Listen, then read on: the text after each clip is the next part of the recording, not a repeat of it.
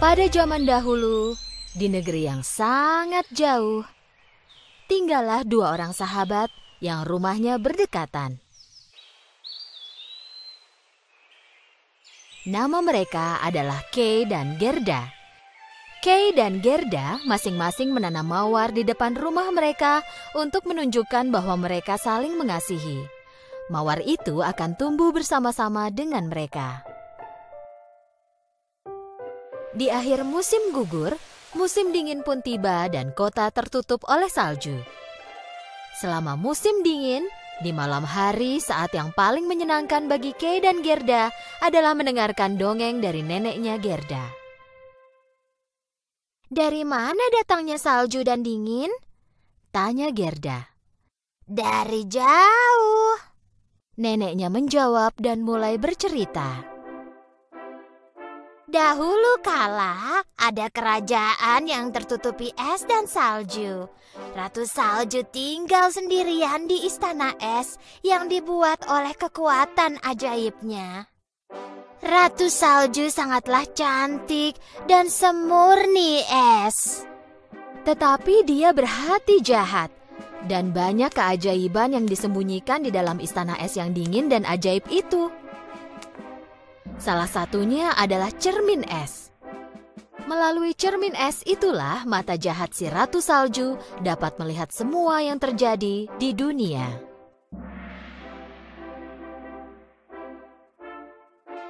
Pada saat itu, Gerda melihat Ratu Salju memandangi mereka dari balik jendela.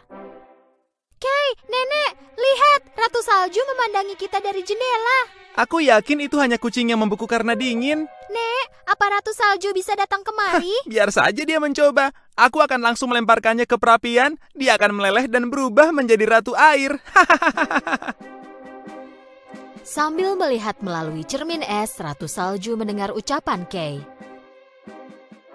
"Jadi kau akan melempar aku ke perapian dan mengubahku menjadi ratu air?" "Hah! Serpihan es, terbanglah dengan kuasaku. Temukan anak laki-laki ini, buat mata dan hatinya jadi milikku. Biarlah matanya menjadi jahat terhadap semua hal dan biarlah cinta di hatinya hilang."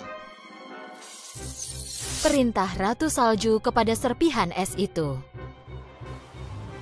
Tiba-tiba, badai salju mulai berhembus di depan rumah Gerda. Serpihan es bergerak cepat ke arah Gerda. Penasaran dengan apa yang terjadi, Kay membuka jendela. Gerda langsung berteriak, "Kay, berhenti!" Tapi sudah terlambat. Mataku! Ada yang menyengat mataku! Hatiku! Apa yang terjadi? Pada saat itu, kutukan Ratu Salju dilaksanakan oleh serpihan es. Mata dan hati Kay tertusuk dan dia berubah menjadi orang lain. Gerda bertanya apa yang terjadi pada Kay, tapi Kay membentaknya. "Tidak, aku baik-baik saja. Jangan ganggu aku." Kay terlihat aneh. Kay tak pernah kasar pada Gerda seperti ini. Gerda tak mengerti kenapa Kay tiba-tiba bersikap kasar seperti itu. Sikap kasar Kay berlanjut hingga keesokan paginya. Saat Kay mengeluarkan kereta luncurnya dari taman, Gerda bertanya Kay mau kemana. Tapi Kay memarahinya lagi. Kay melompat ke kereta luncurnya dan segera pergi. Gerda berlari mengejarnya, tapi Kay tak terkejar. Tiba-tiba dengan naik kereta luncurnya, Ratu Salju muncul entah dari mana dan Kay mulai mengikutinya. Gerda terkejut dan tidak bisa melakukan apa-apa karena keduanya langsung menghilang. Ratu Salju membawa Kay ke istana esnya. Gerda menghabiskan berhari-hari di depan jendelanya menunggu Kay pulang. Hari dan bulan berlalu dan musim dingin pun berlalu. Tapi masih belum ada tanda-tanda keberadaan Kay. Karena tak sanggup menunggu lagi, Gerda membulatkan tekadnya. Dengan hanya membawa cermin yang diberikan neneknya. Gerda mulai pergi mencari sahabatnya, Kay. Gerda yang pemberani melewati banyak jalan dan bertanya tentang Kay pada setiap orang yang dia temui. Akhirnya, Gerda mencapai tepi sungai. Dia melihat berkeliling dan tak terlihat seorang pun yang bisa ditanyai tentang Kay. Gerda bertanya pada sungai, tapi tak mendapatkan jawaban. Kemudian seekor burung camar datang mendekatinya. Sungai pasti memiliki jawaban untukmu, tapi pertama-tama kau harus memberi hadiah untuknya. Gerda mengeluarkan kalung kesayangannya dan menempatkannya ke air sungai. Tiba-tiba keajaiban terjadi dan muncullah sebuah perahu kecil tepat di hadapan Gerda. Gerda pikir sungai itu menyukai hadiahnya dan membalas kebaikannya. Setelah Gerda menaiki perahu itu, perahu mulai bergerak sendiri.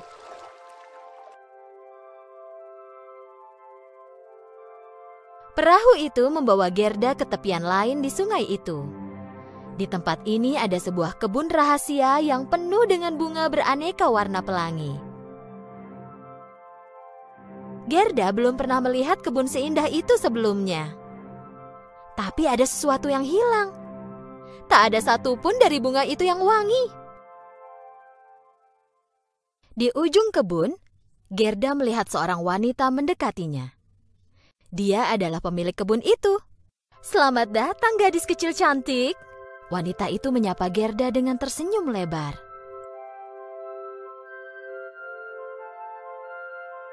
Dan tiba-tiba, Gerda sadar bahwa dia bisa menghirup aroma wangi bunga di kebunnya. "Maafkan aku memasuki kebunmu tanpa izin," kata Gerda. "Tak apa sayang, kemarilah.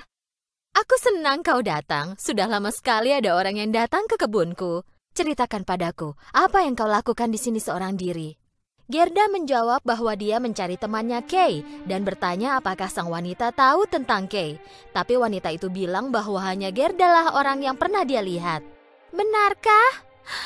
Kalau begitu aku akan berjalan lagi. Aku harus menemukan Kay secepatnya." Wanita pemilik bunga tidak ingin Gerda cepat pergi, jadi dia pun berbohong. "Apa kau bilang tadi Kay?" Sebentar. Aku mungkin pernah melihatnya di suatu tempat." Gerda menceritakan semuanya kepada wanita itu, dan saat wanita pemilik bunga mendengar nama Ratu Salju, dia sangat khawatir. "Ratu Salju? Jauh-jauhlah dari sini. Makhluk dingin, karena dia bunga-bungaku tidak wangi bertahun-tahun." Tiba-tiba wanita itu ingin menyisir rambut Gerda. Gerda tidak mengerti alasannya, tapi wanita pemilik bunga itu bersikeras. Gerda tidak tahu bahwa itu sebenarnya sisir ajaib. Sisir ajaib itu membuat Gerda melupakan semua yang dia ketahui. Hanya rasa senangnya saja yang tetap ada. Tapi wanita pemilik bunga itu tidaklah jahat. Dia melakukan itu demi bersenang-senang. Saat terbangun dari tidurnya yang indah, Gerda tidak ingat apapun. Bahkan alasan kenapa dia ada di sana dan bagaimana dia bisa sampai ke sana. Tetapi saat dia melihat mawar yang ada di topi wanita itu, Gerda mulai mengingat sesuatu. Tak ada kekuatan ajaib yang bisa mengalahkan kekuatan cinta sejati. Gerda tidak tahu sudah berapa lama dia tinggal di kebun tidur, tapi ingatannya tiba-tiba kembali. Gerda segera kembali ke tepi sungai. Perahu masih ada di sana, tetapi dia tidak tahu harus ke arah mana atau melakukan apa. Pada saat itu, seekor burung gagak terbang di atas kepalanya, seolah-olah hendak memberitahu sesuatu kepadanya. Jadi Gerda mulai mengikuti burung gagak itu. Gerda mengikuti burung gagak itu sampai mereka mencapai lautan es.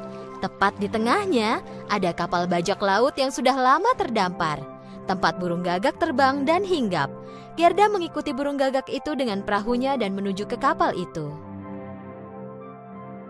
"Jadi dengan inikah aku bisa ke istana Ratu Salju, kapal bajak laut ini?" Bajak laut bermunculan di atas dek kapal, dan salah satunya bajak laut perempuan mendekati Gerda. "Kau akan pergi kemanapun kami pergi, dan itu adalah tidak kemana-mana." Pada saat yang sama, Ratu Salju mencoba membuat Kay melupakan semua masa lalunya. Ratu Salju berhasil sampai titik tertentu, tetapi apapun yang dia lakukan, Gerda tidak bisa hilang dari ingatannya Kay. "Gerda, Gerda. Sebentar lagi hatimu akan berubah menjadi es dan kau tidak akan ingat apapun." Setelah tahu bahwa temannya Gerda, Kay, sedang ditawan di istana Ratu Salju, gadis bajak laut menyarankan agar Gerda melupakan tentang Kay, karena tidak ada cara untuk membebaskannya. Aku takkan lupa, dia itu sahabatku, aku harus menemukannya, jawab Gerda. Gadis bajak laut tidak mengerti kenapa Gerda begitu bersikeras. Sebenarnya, dia ingin Gerda tinggal di kapal dan menjadi temannya. Tapi Gerda bersikeras untuk menemukan Kay. Aku akan lakukan apapun untuk menyelamatkan Kay. Karena tak punya teman, gadis bajak laut sangat memuji sikap Gerda dan memutuskan untuk menolongnya. Saat matahari terbit keesokan harinya, gadis bajak laut membawa seekor rusa untuk Gerda. Ini adalah rusa tercepat di seluruh kerajaan salju, dan dia akan menunjukkan jalan kepada Gerda. Berjanjilah padaku, kau akan kalahkan penyihir es itu dan menyelamatkan kapal kami. Aku berjanji akan kubalas kebaikanmu ini, jawab Gerda. Dengan menunggangi rusa itu, Gerda pun mulai berkelana. Pertama-tama dia harus mencari tahu bagaimana cara mengalahkan Ratu Salju. Rusa itu yang akan menunjukkan caranya kepada Gerda. Setelah perjalanan yang panjang, mereka tiba di Kutub Utara. Seorang pak tua bijaksana menyambut mereka. Jadi, kau akhirnya membawa cermin itu, ha? Gerda tak mengerti bagaimana pak tua itu tahu tentang cerminnya. Tapi Gerda tahu bahwa dia datang ke tempat yang benar. Jadi dia mengeluarkan cerminnya dan menunjukkannya kepada pak tua itu.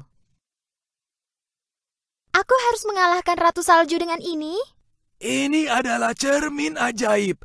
Dia menunjukkan kebenaran sejati. Bahkan jika kebenaran itu tersembunyi dalam sekali.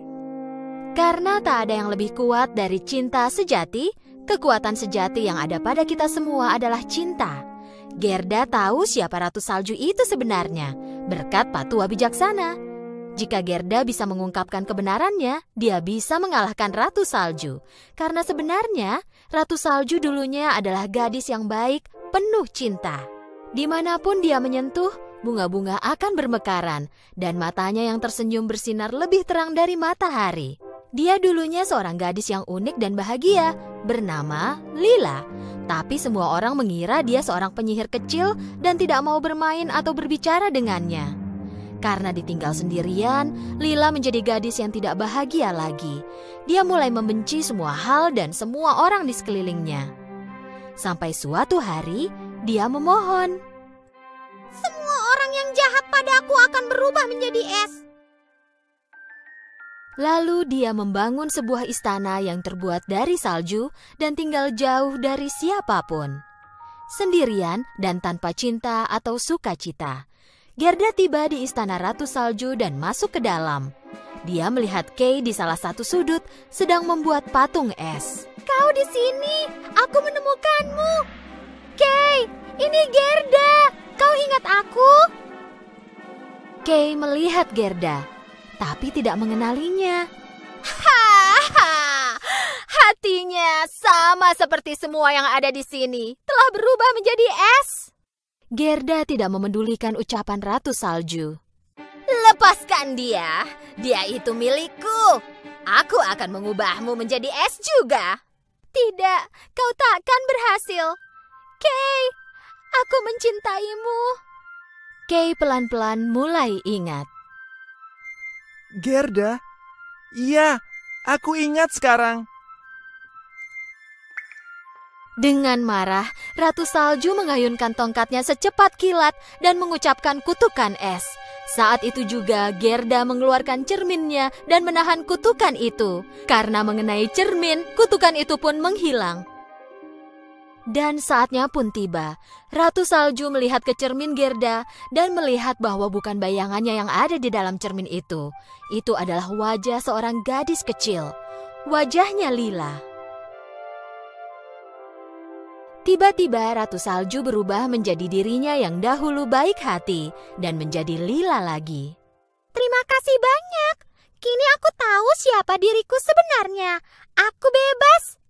Selamat tinggal. Kay dan Gerda saling memandang dan tersenyum. Sejak saat itu, mereka tak pernah terpisahkan dan tumbuh bersama-sama. Sama seperti bunga mawar yang mereka tanam di halaman depan rumah mereka.